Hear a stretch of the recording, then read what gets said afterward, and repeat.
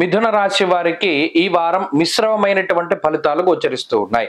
ప్రత్యేకించి గ్రహాలన్నీ దశమ కేంద్రంలోకి చేరుకుంటూ ఉన్నాయి. శనేశ్వరుడితో సైతంగా దశమ స్థానంలోకి వెళుతూ ఉన్నారు.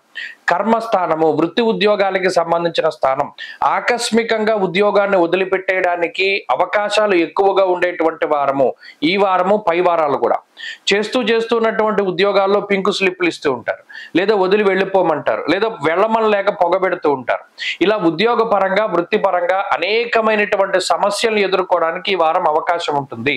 లేదా వృత్తిపరంగా కొంత కఠినమైనటువంటి సమయాన్ని గడపడానికి అవకాశం ఉంటుంది. వృత్తి ఉద్యోగాల్లో మిమ్మల్ని మీరు నిరూపించుకోవలసినటువంటి సమయంగా ఈ సమయాన్ని చెప్పవచ్చును. కుటుంబానికి కాకుండా ఎక్కువ సమయాన్ని వృత్తి ఉద్యోగాలకి గడిపేటువంటి అవకాశాన్ని ఈ గ్రహస్థితి ఇస్తూ ఉన్నది. అంటే ప్రత్యేకించి ఇదంతా కర్మస్థానం మీద పడుతూ ఉన్నది. అంటే మనం ఏది చేసి జీవనాన్ని ముందుకు సాగిస్తూ ఉన్నామో, ఏ పని చేసి మనల్ని మనం పోషించుకుంటూ కుటుంబాన్ని పోషిస్తూ ఉన్నామో ఆ పనిలో తీవ్రమైనటువంటి ఇబ్బందులను కలగజేస్తుంది. అయితే ఇందులో కొంత వెసులుబాటు ఏంటి అంటే, రవి గాని, రాహు గాని, చంద్రుడు గాని దశమంలో సంచరిస్తూ ఉన్నంత కాలం దశమస్తో యథాచంద్ర యత్ర కార్యార్థ సాధనం, అది ఎంత పెద్ద ఉపద్రవమైనా సరే దాన్ని దాటడానికి కావలసినటువంటి శక్తియుక్తులను వారిస్తారు.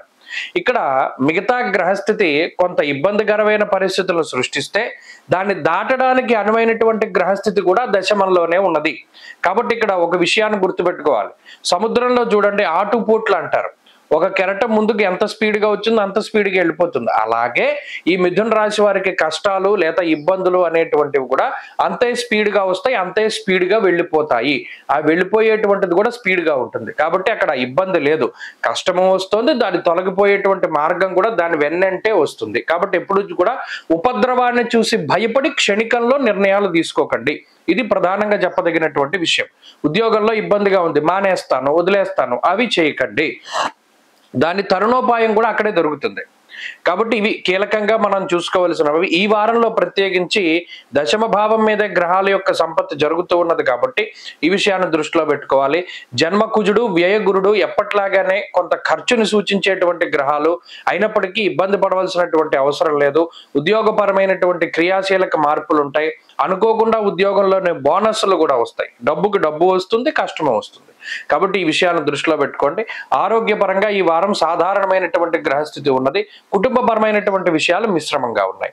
ఈ వారంలో మిథున రాశి వారు మరింత అనుకూలమైనటువంటి ఫలితాలను సాధించాలి అంటే లక్ష్మీ నృసింహకరావలంబ స్తోత్రాన్ని ప్రతినిత్యము పారాయణ చేస్తూ ఉండడం చెప్పదగినటువంటి సూచన. ఈ వారంలో కలిసి వచ్చేటువంటి రోజు సోమవారంగా చెప్పవచ్చును. అదృష్ట సంఖ్య 5, అదృష్ట వర్ణము తెలుపు.